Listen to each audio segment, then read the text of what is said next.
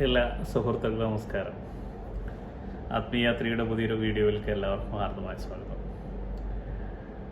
ഇന്ന് നമ്മൾ സംസാരിക്കാൻ ഉദ്ദേശിക്കുന്ന വിഷയം, നമ്മുടെ ഒരു സുഹൃത്ത്, വളരെ ആത്മീയമായ ഉന്നതിയിൽ നിൽക്കുന്ന ഒരു സുഹൃത്ത്, ഒരു ആത്മാന്വേഷകൻ ചോദിച്ചിട്ടുള്ള, വാട്സപ്പിലൂടെ എന്നെ അറിയിച്ചിട്ടുള്ള ഒരു സംശയമാണ്. അദ്ദേഹം അതിൻ്റെ സംശയ നിവാരണമെന്ന് പറഞ്ഞു തരൂ എന്ന് ചോദിച്ചാൽ എന്താണ് ചോദ്യം നോക്കാം. ചോദ്യം ഇതാണ്, അതായത് ആഫ്റ്റർ ഡെത്ത് ഇൻഷുറൻസ് ഞാൻ എടുക്കേണ്ടതുണ്ടോ? ഞാൻ മാത്രമേ സത്യമായി ഉള്ളുവെങ്കിൽ എന്തിനാണ് ഞാനൊരു ഇൻഷുറൻസ് ഫാമിലിക്ക് വേണ്ടിയിട്ട് എടുക്കുന്നത്? അതിൻ്റെ ആവശ്യകതയുണ്ടോ എന്നാണ് അദ്ദേഹം ചോദിച്ചിട്ടുള്ളത്. നമ്മൾ മനസ്സിലാക്കേണ്ട ഒരു കാര്യം, നമ്മുടെ ഇപ്പോൾ ഒരു ഗൃഹസ്ഥാശ്രമി ആണ് ഇത് ചോദിക്കുന്നത്. അപ്പം സാധാരണഗതിയിൽ ഇൻഡിവിജ്വലായിട്ട് അല്ലെങ്കിൽ അവിവാഹിതനായ ഒരാൾ ഈ ചോദ്യം ചോദിക്കേണ്ട ആവശ്യമില്ല. ഫാമിലിയുള്ള ഭാര്യയും കുട്ടികളും അല്ലെങ്കിൽ ഡിപ്പെൻഡൻസ് ഉള്ള ഒരാൾ മാത്രമേ, അതും ആത്മീയമായ അന്വേഷണം നടത്തുന്ന ഒരാൾക്ക് മാത്രം വരുന്ന ചോദ്യമാണിത്. അതായത് ഞാൻ മാത്രമേ സത്യമുള്ളതെങ്കിൽ ബാക്കിയെല്ലാം മായയാണ്, അല്ലെങ്കിൽ അവരെല്ലാം സത്യമല്ലാത്തതുകൊണ്ട് അവരെ സംരക്ഷിക്കേണ്ട ബാധ്യത അല്ലെങ്കിൽ അങ്ങനെ ഒരു സംഭവം ഉണ്ടോ എന്നുള്ളതാണ് ഈ ചോദ്യത്തിൻ്റെ പ്രസക്തി. നമ്മൾ മനസ്സിലാക്കേണ്ട ഒരു കാര്യം, ഞാൻ മാത്രമേ സത്യമുള്ളൂ എന്ന് പറഞ്ഞാൽ ആ ഞാൻ എന്ന് പറഞ്ഞത് ആത്മാവാണ്, അല്ലാതെ ഈ വ്യക്തിയല്ല. ഞാൻ മാത്രമേ സത്യമുള്ളൂ എന്ന് പറഞ്ഞാൽ ആ വ്യക്തി മാത്രം സത്യമുള്ളൂ എന്നല്ല അർത്ഥം. അവിടെ നമ്മൾ ഒരു ക്ലാരിഫിക്കേഷൻ കൊടുക്കേണ്ടത്, എന്താണ് ഞാൻ എന്ന് പറഞ്ഞത്? ഞാൻ എന്ന് പറയുന്നത്, അഹം എന്ന് പറയുന്നത് ഈ ആത്മാവിനെയാണ്, ബോധത്തെയാണ്, കോൺഷ്യസ്നെസ്സിനെയാണ്. സർവ്വവ്യാപിയായ നിശ്ചല നിസ്സംഗമായി നിൽക്കുന്ന അഖണ്ഡ നിശ്ചല നിസ്സംഗ ബോധത്തെയാണ് ഞാൻ എന്ന് പറയുന്നത്. അത് ഈ വ്യക്തിയുമായിട്ടോ അല്ലെങ്കിൽ വ്യക്തിബോധമായിട്ടോ ബന്ധമില്ല. കാരണം നമ്മൾ അന്വേഷിക്കുന്നത് എന്താണോ, സർവശക്തിയായിട്ടുള്ള സർവേശ്വരനെയാണ് നമ്മൾ അന്വേഷിക്കുന്നത്, അല്ലെങ്കിൽ കണ്ടെത്തുന്നത്. അപ്പോൾ ആത്മാവിനെ ആണ് നമ്മൾ പറയുന്ന ഞാൻ എന്ന് പറയുന്നത്. അപ്പം ഞാൻ മാത്രമേ സത്യമുള്ളൂ എന്ന് പലപ്പോഴും നമ്മൾ കേട്ടിട്ടുള്ളതും വായിച്ചിട്ടുള്ളതും അറിഞ്ഞിട്ടുള്ളതും മനസ്സിലാക്കിയിട്ടുള്ളതും ഒക്കെ. എന്താണ് ആ ഞാൻ എന്ന് മനസ്സിലാക്കുമ്പോൾ മാത്രമേ നമുക്ക് ഈ ചോദ്യം അപ്രസക്തമാണ്. കാരണം നമ്മൾ വ്യക്തി ആണ് അവിടെ, ഈ സുഹൃത്ത് ചോദിച്ചതിൽ വ്യക്തിയാണ് ഈ ഇൻഷുറൻസ് ഫാമിലിക്ക് വേണ്ടിയിട്ട് എടുക്കണോ വേണ്ടേ എന്ന് ചോദിക്കുന്നത്. ആത്മീയതയിൽ നമ്മൾ നോക്കിക്കഴിഞ്ഞാൽ എന്താണ് ആത്മീയത എന്ന് ആദ്യം നോക്കാം. ആത്മാന്വേഷണം എന്ന് പറഞ്ഞാൽ ഒരു വ്യക്തിയുടെ അയാളുടെ ഉള്ളിലേക്കുള്ള യാത്രയാണ്. എന്നാൽ ഭൗതികം എന്ന് പറഞ്ഞാൽ ആ വ്യക്തിയും ആ വ്യക്തിയുടെ പുറത്തേക്ക് ബാഹ്യമായ ചുറ്റുപാടുമായി ബന്ധപ്പെട്ട, അല്ലെങ്കിൽ പ്രകൃതിയിലുള്ള വ്യക്തികളുമായിട്ട് ബന്ധപ്പെട്ട കാര്യമാണ്. ഒന്ന് തൻ്റെ അന്തരാത്മാവിലേക്ക് ഉള്ളിലേക്കുള്ള യാത്രയാണെങ്കിൽ, ഒന്ന് പുറത്തേക്കുള്ള യാത്രയാണ്. നമ്മുടെ ഭൗതിക ജീവിതം എന്ന് പറയുന്നത് പുറത്തേക്കുള്ള ഒരു ജീവിതമാണ്. അതിൽ നമ്മൾ എത്രയോ ആളുകളുമായിട്ടും അല്ലെങ്കിൽ കുടുംബമായിട്ടും ഒക്കെ ഇടപഴകുന്നുണ്ടാവും. അത് സത്യമാണോ എന്ന് ചോദിച്ചു കഴിഞ്ഞാൽ വ്യാവഹാരിക തലത്തിൽ അത് സത്യമാണ്. അതായത് 5 ഇന്ദ്രിയങ്ങൾ കൊണ്ട് നമ്മൾ കാണുന്നു, കേൾക്കുന്നു,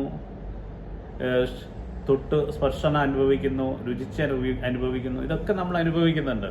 അപ്പം ബാഹ്യമായ പ്രപഞ്ചം എന്ന് പറയുന്നത് വ്യാവഹാരിക തലത്തിൽ സത്യമാണ്. പാരവർത്തിക തലത്തിൽ സത്യമല്ല. പാരവർത്തിക സത്യത്തിൽ ആത്മാവ് മാത്രമേ സത്യമുള്ളൂ.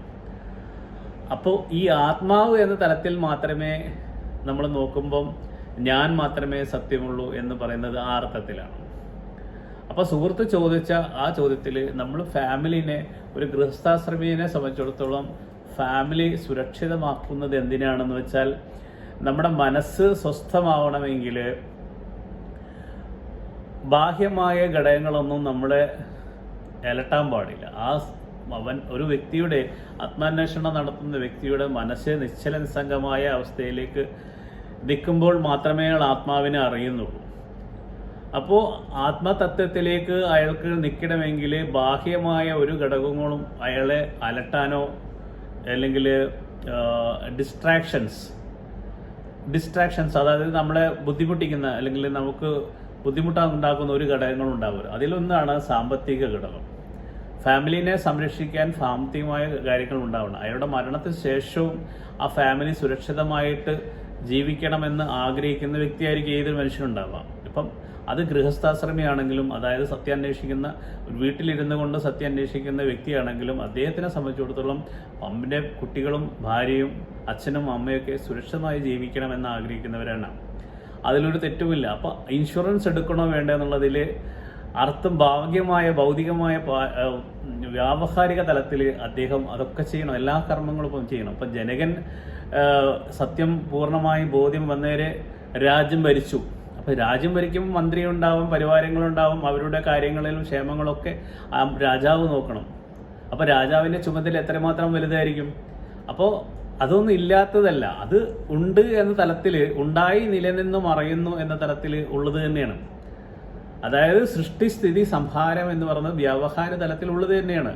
അത് സത്യം ആണോ എന്ന് ചോദിക്കുന്നത് ആത്മാവിൻ്റെ തലത്തിൽ നോക്കുമ്പോൾ അത് സത്യമല്ല.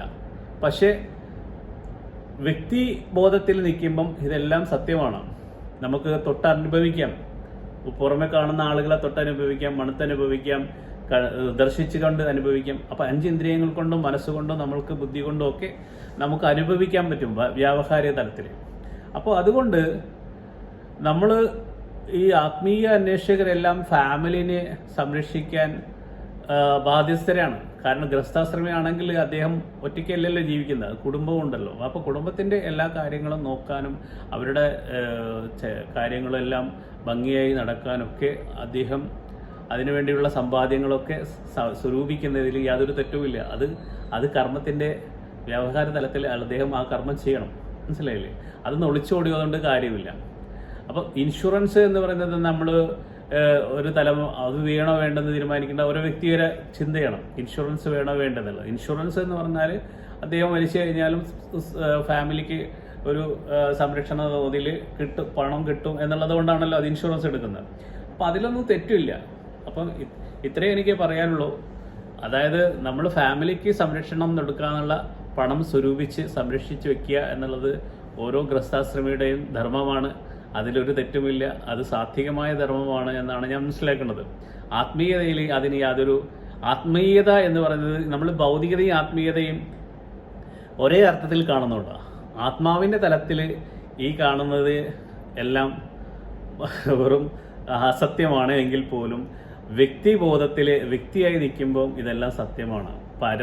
വ്യാവഹാരിക തലം സത്യമായിട്ട് തന്നെ തോന്നും. പക്ഷേ വ്യാവഹാരിക തലം ആത്മാവിൻ്റെ തലത്തിൽ ഇല്ലാത്തതാണ്. അത്രയേ ഉള്ളൂ മനസ്സിലാക്കണം. പക്ഷെ അതിനർത്ഥം നമ്മൾ കുടുംബത്തിനെയും കുട്ടികളെയും ഭാര്യയെയും എല്ലാം നോക്കണ്ട എന്നുള്ള അർത്ഥമില്ല. പക്ഷെ അതിൽ മനസ്സിനെ നമ്മുടെ സമചിത്ത അവസ്ഥയിലേക്ക് മനസ്സിനെ കൊണ്ടുവരണമെങ്കിൽ നമ്മൾ ഇങ്ങനെയുള്ള കാര്യങ്ങളിൽ നിന്നൊക്കെ അതിന് ഡിസ്ട്രാക്ഷൻ ഉണ്ടാകാൻ പാടില്ല. അതിന് ഡിസ്ട്രാക്ഷൻ ഇല്ലാത്ത രീതിയിൽ ഒരു ധനം സ്വരൂപിച്ച് ആ ഫാമിലിനെ സുരക്ഷിതമായ തലത്തിലേക്ക് എത്തിച്ചു കൊടുക്കുക എന്നുള്ളത് ഓരോ വ്യക്തിയുടെയും ആത്മാന്വേഷകൻ്റെയും ധർമ്മമായിട്ട് കാണുന്നു. ഓക്കെ, ഇത്രയും പറഞ്ഞുകൊണ്ട് ഈ വീഡിയോ ഞാൻ ഇവിടെ ഉപസംഹരിക്കുന്നു. എന്നെ ശ്രമിച്ച എല്ലാവർക്കും നന്ദി. ഒരിക്കൽ കൂടി വീഡിയോ കണ്ടതെല്ലാം സബ്സ്ക്രൈബ് ചെയ്യുക, ഷെയർ ചെയ്യുക, ലൈക്ക് ചെയ്യുക. Okay, thank you.